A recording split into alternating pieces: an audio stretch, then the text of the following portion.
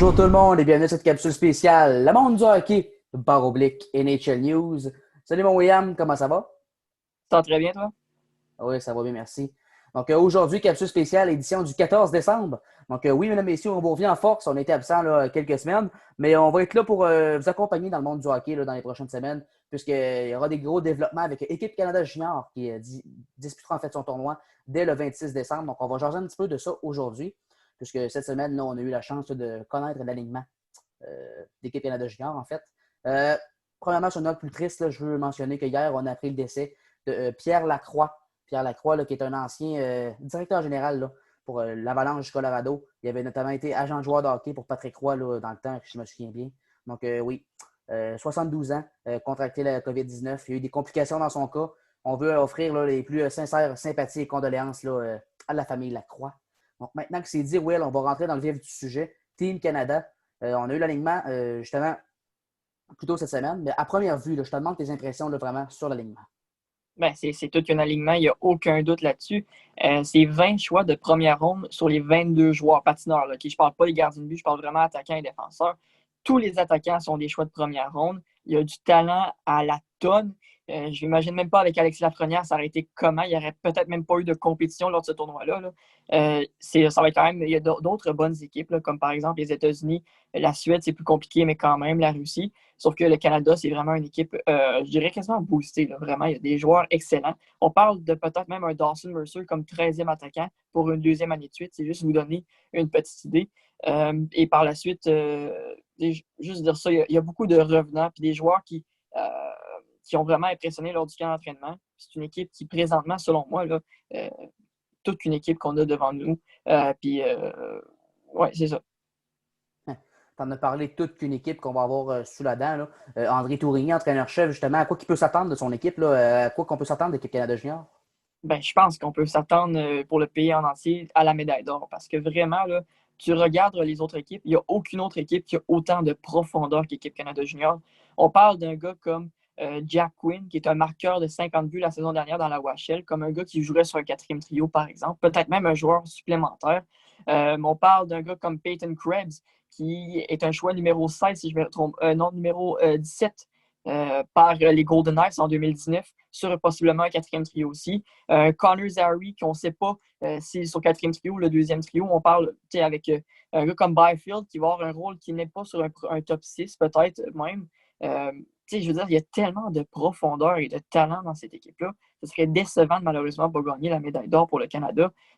L'argent, ça serait peut-être acceptable, mais tu regardes l'alignement et je regarde les autres pays dans la compétition, surtout avec un groupe A dont le Canada fait partie et qui est assez faible présentement. Euh, Ça serait très décevant de ne pas gagner les grands honneurs pour Équipe Canada Junior. Tu as parlé que du talent. Justement, je te demanderais les joueurs à surveiller, là, selon toi. Ben, juste commencer avec une paire et un trio, là, dans le fond, à surveiller. Premièrement, la première paire de défensive avec Byram et Drysdale, qui vraiment sont des revenants de l'année passée et qui vont être très importants. Et le troisième trio, selon moi, ça va être le troisième trio, ça n'a pas été annoncé par André Tourigny, mais c'est un trio qui a eu une bonne chimie ensemble, une bonne complicité, puis qui ont été très bons au camp ensemble. Ça a été Holloway, Newhook et Pelletier. Jacob Pelletier, qui est un joueur, vous savez, des Foreurs de Val-d'Or. Je pense que ça va être deux trios et paires à regarder pour l'équipe Canada Junior. Sinon, les attaquants, Kirby Dack, je ne peux pas fermer les yeux là-dessus. Je veux dire, c'est un gars qui a quand même joué une bonne partie de la dernière saison avec les Blackhawks de Chicago dans la Ligue nationale de hockey. Il a été prêté pour cette année faire partie du tournoi. Il n'a pas joué l'année passée parce que vous le savez, il était avec les Ouais. Blackhawks. Euh, c'est un gars qui va, à mon avis, être le gars le plus important pour cette équipe-là, sans aucun doute. Il l'a prouvé au camp présentement avec l'équipe Canada Junior. Il a été le meilleur joueur pour eux. Ça va être le gars qui va avoir, selon moi, le plus gros impact du tournoi au complet. Par la suite, Quinton Byfield. Je ne pense pas que ça va être le gars qui va nécessairement avoir le plus gros impact pour l'équipe. Je pense qu'un gars comme Cousins ou McMichael va peut-être avoir un plus gros impact que lui, oui. Sauf que l'année passée, on a été tous déçus de ce qu'il a donné, malheureusement. Là, ça a été difficile comme première année. Je pense que c'était un point en 7 rencontres et une fiche négative Ouais. pour lui. Ça avait été difficile. Je veux voir cette année s'il va rebondir, surtout qu'il risque d'avoir des matchs où le Canada va gagner par des plus hauts scores. Je veux voir si offensivement, lui aussi, il peut mettre la main à la tâche pour Équipe Canada Junior. Et pour terminer, Connor Zary, parce que je pense que pour plusieurs, on ne le voyait pas nécessairement faire partie de l'équipe, disons, au début du camp. Je pense que c'est un gars qui, oui, avait des chances de le faire. Comme tous les autres, il y avait beaucoup de talent dans ce camp-là, et c'est sûr. Mais moi, personnellement, je ne pensais pas que Connor Zary se ferait un poste, par exemple, au détriment d'un gars comme Henrik Lapierre ou d'autres talents qu'il y avait justement au camp d'entraînement. Un gars comme Samuel Poulin qui a été coupé, par exemple. Et tu vois Connor Zary qui s'est fait un poste. Au camp d'équipe Canada Junior avec ses compagnons de trio, Perfetti et Tomasino, ils ont été le trio qui a eu le plus de points. Zary a été vraiment bon, puis j'ai hâte de voir ce qu'il peut donner parce que s'il peut faire ce qu'il a fait au camp d'entraînement avec tout le talent que déjà l'équipe Canada a, ça va être vraiment quelque chose de très intéressant à voir. Un peu plus tôt, tu as parlé de Kirby Dach, joueur prêté par les Blackhawks de Chicago. On regarde ça, là. Est-ce que selon toi, ça peut être le MVP de la formation canadienne? Bien, selon moi, on peut le nommer comme favori présentement.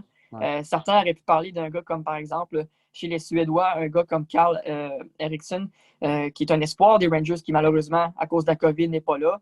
On aurait pu parler d'un gars comme Nick Robertson, qui est un espoir des Maple Leafs, qui n'est pas là non plus à cause du camp des Leafs. Tu regardes ça présentement et Kirby Dach, c'est le meilleur espoir présentement. C'est le meilleur joueur. Tu sais. Oui, c'est certain que pour MVP, il n'y a aucun doute, à mon avis, qu'il est le front-runner, surtout avec l'équipe Canada Junior en plus. On n'a pas parlé, mais je veux quand même mettre un point là-dessus. Devant le filet, qui est équipe Canada, il y a des petites surprises, j'ai envie de dire. Il y a des équipes qui ont des Askarov, Spencer Knight, Team Canada, il n'y a pas nécessairement de gros noms devant le filet. Mais comment tu vois le travail des gardiens de but? Est-ce que tu en sais un petit peu plus là-dessus? Ce qu'on a vu au camp, Devon Levi a été excellent. Je pense que ça a été une surprise. James, tu me Ouais. l'avais dit dans le passé, tu ne pensais pas qu'il se ferait une place, malheureusement. Il l'a fait, il l'a mérité aussi. Ouais. Il a été très, très bon. Il y a eu un match préparatoire, il y avait 36 arrêts, je pense, sur un blanchissage pour lui. Il avait été très, très bon. Mais il y a aussi les gardiens de but, Taylor Gauthier et Dylan Garrett. Je pense que ça va être. Selon moi, il n'y a pas encore de premier gardien de but. Selon moi, là, pour l'instant, dans la tête d'André Tourigny, on commence avec lui, ou lui. On ne sait pas encore, selon moi, si tu lui demandes. Mais je pense que les matchs préparatoires qu'il va y avoir contre les équipes, justement, contre d'autres formations, par exemple, au début dans la bulle, ça va peut-être nous donner une idée. On va en voir un peut-être se faire une place, être un peu plus comme le consensus de numéro 1, lui qui va avoir plus de temps de jeu.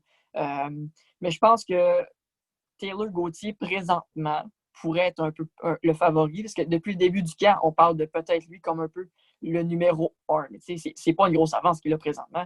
Et Devon Levi a été excellent. Puis s'il peut. L'année passée, on parlait l'année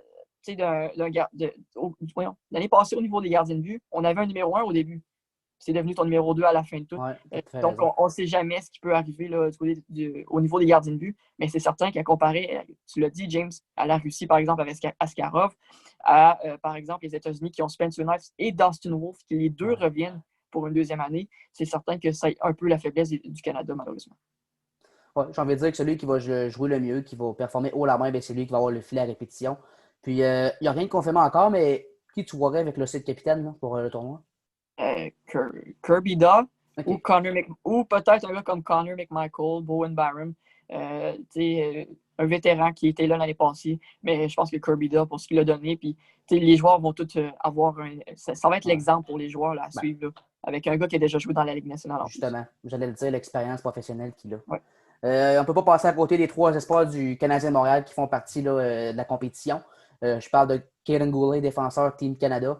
Cole Caulfield, on le connaît tous avec les États-Unis. Et Jan Mysak pour la République tchèque. Qu'est-ce que tu peux nous dire un petit peu sur ces trois gars-là? Surtout qu'on sait que Caulfield va vouloir se racheter. Là, je ne dirais pas que c'était mauvais l'an passé, mais bon, va vouloir rebondir en force, ça c'est sûr. Pour Caulfield, tu l'as dit, c'est vraiment de se racheter. Je pense que cette année, c'est une équipe côté des Américains qui est un peu meilleure que l'année passée. Pas côté profondeur nécessairement, là, surtout avec le fait que Thomas Bordelot et John Beecher, qui Ouais, malheureusement ne sont plus là à cause de la COVID, c'est ça un me faux désole. test positif, ce qui est, selon ce que j'ai entendu. C'est-tu vrai? Il y a encore d'autres tests à faire, là. Mais ça, c'est triste pour les Américains, mais je veux dire, ils vont avoir du temps sur l'avantage numérique. Ils vont avoir plus de temps de jeu sur un top 6 à comparer à l'année passée, qu'est-ce qu'ils n'avaient pas. Je pense que c'est une chance pour lui de se prouver. Surtout qu'au début, là, les Américains sont dans un groupe assez fort, le groupe B, avec les Suédois et la Russie, si je ne me trompe pas. Russie. Euh, Russie, la Finlande, si je ne me trompe pas, sont dans ce groupe-là aussi. Hein. Je pense que la Finlande va jouer contre le Canada, moi. Un Le dernier match préliminaire du Canada, la veille du jour de l'an, c'est contre la Finlande, si je ne me trompe pas. Mais écoute. OK, ouais. Parfait. C'est ça. Ben, dans le fond, je pense que du côté de Caulfield, tu vas être dans un groupe quand même assez Oui. difficile là, à gagner. Les Américains vont devoir être compétitifs. C'est une bonne équipe. Et je pense que Caulfield, de C'est son côté, va vouloir se racheter et avoir plus c'est- d'opportunités. c'est la Vas-y. Russie et la Suède qui vont jouer dans ce pool-là. Ouais. Donc, quand même des bonnes forces de frappe. Oui. Par la suite, tu l'as dit, Caden Gooley, le plus récent, choix de première ronde du Canadien de Montréal. Je pense que c'est quand même un rôle sur un top 6 présentement, ce qu'il s'est fait à 18 ans. C'est pas tous les joueurs, surtout avec le talent qu'il y a avec l'équipe Canada Ouais. Junior, à 18 ans, se faire une place. C'est un très bon travail pour lui. Je pense que c'est un défenseur fiable. Mais il a fait une bonne paire avec Justin Barron, Justin Barron, Ouais. dans le camp d'équipe Canada Junior. Je pense que c'est une équipe assez forte, on le sait, du côté de l'équipe Canada Junior. Je pense que Caden Gooley, c'est pas un gars qui, normalement, a l'air mauvais, peu importe où il est, parce que c'est un défenseur qui est quand même assez fiable. Juste en tant que défenseur qu'il est, je pense qu'il peut quand même amener quelque chose de très positif pour cette équipe. Et du côté de Jan Mysak, ça va être le joueur le plus important pour la République tchèque, du moins pour le peu de talent que cette formation a, malheureusement. Ouais, pour les Tchèques, j'ai l'impression que ça va être un petit peu plus difficile cette année, contrairement à d'autres années. Mais bon, Yann Mysak va être une figure importante de l'équipe. Goulet, André Tourigny, entraîneur-chef d'équipe Canada, a eu plusieurs entrevues là, récemment. Et puis, il n'a pas arrêté de l'encenser, de le vanter. À quel point il est bon, il est fiable. Donc, moi, je pense vraiment que sur le top 6, sa place est faite. Mais quoi qu'il va falloir qu'il continue de performer. Je ne peux pas m'empêcher de revenir sur Thomas Bordelot que tu as parlé tantôt. Écoute, moi, j'ai eu la chance de m'entretenir avec Thomas et puis Charles Boisvert à Boisvert Radio il y a quelques semaines. Puis Thomas était tellement content d'avoir réussi à faire sa place. Il avait été excité, il avait hâte d'y aller. Je trouve ça tellement désolant, tellement malheureux pour lui. Euh, écoute, la COVID-19 frappe, mais je trouve ça tellement de valeur. Honnêtement, c'est triste pour lui. Ouais, c'est une situation qui est triste aussi, James, du fait qu'on ne sait pas vraiment si John Beecher a la COVID. Selon Ouais, ce que j'ai vu, c'est possiblement un faux test positif parce que Beecher a été testé une seule fois positif et lorsqu'il s'est fait tester par la suite, négatif, négatif, négatif. Et du côté de Bordelot, jamais testé positif juste parce que c'était un co-chambreur. Donc ça, c'est vraiment très, ouais, très, très plate pour les Américains et surtout pour Thomas Bordelot. tout à fait. Will, la nouvelle qu'on a reçue récemment, là, je pense que c'est avant-hier. Ben écoute, Ligue nationale, c'est Oscar Klefbom, défenseur des Oilers d'Edmonton, qui serait absent en raison d'une blessure là, de 6 à 9 mois d'activité, donc ne pourrait pas jouer la présente saison de la Ligue nationale de hockey. Ça fait mal aux Oilers. Puis justement, à quel point cette absence peut dommager la brigade défensive là, d'Edmonton. Ça fait vraiment, vraiment mal. Et c'est là où l'acquisition de Tyson Barrie devient tellement importante pour les Oilers parce que c'est une équipe qui, tu sais, dans une division canadienne, les Oilers, tu sais, ils ont leur chance. Sérieusement, là, c'est pas comme si tu étais dans la Pacifique où c'était plus difficile auparavant. Moi, je pense que les Oilers avaient leur opportunité et avec le fait que tu avais Barrie et Clefbaum, surtout qu'ils pouvaient jouer les deux sur un powerplay et l'autre sur la deuxième unité s'il le fallait, c'est une équipe qui était un petit peu meilleure défensivement. Tu sais aussi que tu avais un gars comme Nurse qui était présentement là. Tu as aussi l'opportunité de peut-être voir un gars comme Evan Bouchard ou Philip Robert possiblement prendre une place dans l'alignement aussi lors de la saison. Ta défensive n'était pas tant pire que ça pour cette année. Malheureusement, ça fait mal parce que c'est quand même ton défenseur numéro 1 qui se blesse. Ça fait toujours mal pour peu importe l'équipe, mais pour les Oilers qui tentent de toujours, à chaque année, on sait prendre un pas vers l'avant pour réussir à gagner un jour une Coupe Stanley avec Connor McDavid, il n'y a aucun doute là-dessus. Ça fait mal, vraiment mal. Puis, ben, selon moi, les chances de voir les Oilers en séries éliminatoires avec cette division canadienne, je pense que c'est plus mince encore. Je regarde, par exemple, les Flames qui vont être des rivaux, selon moi, des Oilers pendant la saison. C'est beaucoup mieux. C'est beaucoup mieux. C'est beaucoup mieux équilibré. C'est une meilleure équipe que les Oilers présentement. Je regarde aussi les Canucks.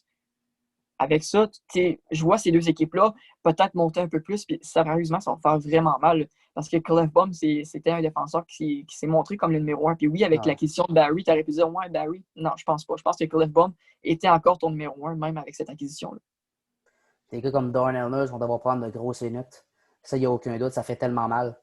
Bon, ben, pour que le pomme, c'est dit. C'est une blessure qui va nécessiter une intervention chirurgicale. C'est pour ça que c'est à très, très long terme. On parlerait jusqu'à un maximum de 9 mois. C'est long, là. Déjà qu'il n'y a pas eu d'action depuis un bon bout à cause de la COVID. Je pense pas qu'il y ait de bonne humeur que le voit en ce moment. Non. Si on retourne un petit peu au hockey junior, ouais, comme dernière nouvelle là, qu'on a, ça serait Nathan Légaré, quand même un bon joueur vedette là, du Dracard de Bécomo. Ben, il serait échangé, changerait l'adresse, il passerait au Foreur de Val-d'Or. Pour le moment, c'est encore une rumeur puisque la période de transaction de la LGMQ n'est pas commencée. Elle va commencer sous peu, là, juste avant la période de Noël. Mais bon, les Garés qui passeront au Foreur, écoute, ça fait en sorte que le Dracor continuerait sa reconstruction, là, si on veut. Mais pour les Foreurs, waouh, quelle équipe il pourrait avoir avec Nathan Légaré. Écoute, il rejoindrait des gars comme Robida, Ducharme, Pelletier, Saint-Laurent, Guénette. Écoute, c'est une attaque, une organisation en fait qui en ferait des jaloux. C'est incroyable. Oui, avec Nathan Légaré, selon moi, tu n'as aucun doute là-dessus que ça devient l'équipe favorite pour gagner la Coupe de Président et possiblement s'en venir aller à la Coupe Memorial pour représenter le Québec. Selon moi, là, il y a d'autres équipes, c'est certains qui vont faire des gros mouvements. On pense par exemple à Sherbrooke, ça peut être un début de saison très facile. Possiblement que Poulain pourrait s'en aller. D'autres gros joueurs qui pourraient être sur le on the move, comme on dit. Mais sérieusement, du côté des Foreurs, aller chercher Nathan Légaré, qui est un marqueur de but, juste assez solide là, pour cette équipe-là. Les Foreurs sont rendus là. Ils n'ont pas besoin de, on prend une autre année. Non, non, t'es là parce que présentement, tu sais que Pelletier ne sera pas là l'année prochaine. Ducharme, avec Légaré, je pense que tu commences à avoir vraiment toute une équipe. Puis il n'y a aucun doute que la saison est. Je veux pas, même si c'est un peu la moitié de la saison est jeune dans la LHJMQ présentement, vu le fait qu'il y a eu beaucoup de matchs qui n'ont pas été joués. Pour les Foreurs, il y en a un peu plus là, de leur côté. Mais quand même, avec Nathan Légaré, sérieusement, tu vraiment step up vraiment d'un autre niveau pour devenir potentiellement la meilleure équipe et l'équipe qui va représenter le Québec. Tout à fait. Un gars comme Gabriel Fortier est également sur le bloc des échanges là, dans la LGMQ, lui qui appartient au Wildcats à Moncton présentement. Vraiment hâte de voir, ça va être très intéressant. Mais là, j'ai envie de te dire quelque chose, si tu veux finir là-dessus. L'Armada Blainville-Boisbriand, avec le début de saison qu'ils ont connu, je pense que c'est 8-8 jusqu'à présent. C'est une surprise. Là. Je pense pas que Richardson, entraîneur-chef, s'attendait à un début de saison de la sorte. Maintenant qu'il l'a eu, il y a des joueurs qui produisent à profusion. Je pense notamment à Miguel Tournier défensivement. Je pense que l'Armada n'a pas dit son dernier mot. Il pourrait peut-être faire des acquisitions importantes là, à la date limite des transactions. Je ne sais pas ce que tu en penses. Oui, selon moi, oui, il va y avoir des bonnes acquisitions. Mais personnellement, moi, je pense que c'est encore une équipe jeune. C'est pas une équipe qui, déjà là, rendue là, comme par exemple les Foreurs, c'est une équipe qui est de plus en plus vieille. Puis tu le sais que c'est pas une équipe qui s'en va, c'est une équipe qui s'en va en reconstruction après cette année. Même si tu ne vas pas chercher un gars comme, par exemple, Légaré, c'est une équipe qui va en reconstruction. Pareil, c'est triste comme ça. Mais du côté de l'Armada, je pense que c'est l'année prochaine où tu deviens une équipe encore plus vers le we win. On gagne tout de suite. Et c'est un début de saison vraiment exceptionnel. Sauf que, par exemple, un gars de 20 ans va-tu être tant important? Je pense qu'un gars de 19 ans qui produit déjà très, très bien pourrait être encore plus utile pour cette équipe pour le futur. Je ne vais pas prendre au dépourvu, là, je viens de penser à ça. Les Remparts de Québec, dans la bulle, n'ont pas mal fait. Il y a eu des contre-performances, il y en a eu des très bonnes aussi. Patrick Roy s'est dit quand même très satisfait de la performance de ses hommes dans la bulle, un rendement positif. Les Remparts de Québec, statu quo, acheteur, vendeur, en quoi ça peut ressembler pour les Remparts? Statu quo, on n'a pas vu souvent un gars comme Patrick Roy y aller comme ça. Là. Mais je pense pas vendeur, non. Parce que je pense que l'année prochaine, là, vraiment, les Remparts vont être toute une équipe. Déjà là, c'est une bonne équipe présentement. Ils n'ont pas fait mauvais, comme tu l'as dit dans la bulle. Juste la blessure, des blessures qui sont arrivées, là, comme par exemple Nathan Gaucher. Mais je pense que ça sera pas. Je pense pas qu'il va y avoir de gros mouvements, mais c'est certain que sur Patrick Roy, on va essayer d'améliorer l'équipe pour cette année et pour penser à l'année prochaine, potentiellement pouvoir gagner tout de suite. Là. Pour les Remparts, il y a encore une fenêtre de 2 ans, j'ai envie de dire même. Oui. Très intéressant. Ça va être à suivre, en fait. On va tenir au courant, mesdames, messieurs. Donc, c'est déjà la fin de cette émission spéciale. Will, merci beaucoup d'avoir fait ça. Ça faisait un petit bout. Hein? Oui. Merci tout le monde d'avoir été là également. Je vous invite à partager la vidéo en grand nombre. Comme je l'ai dit d'entrée de jeu, on vous revient en force. Okay? On va regarder beaucoup d'articles, beaucoup de capsules vidéo. On va vous tenir au courant. Le championnat du monde s'en vient. C'est un bon moment dans l'année du hockey, malgré la COVID-19. Les joueurs vont être dans une bulle à Edmonton. Le meilleur hockey de l'année, j'ai envie de dire. Merci beaucoup tout le monde et puis bye bye à la prochaine.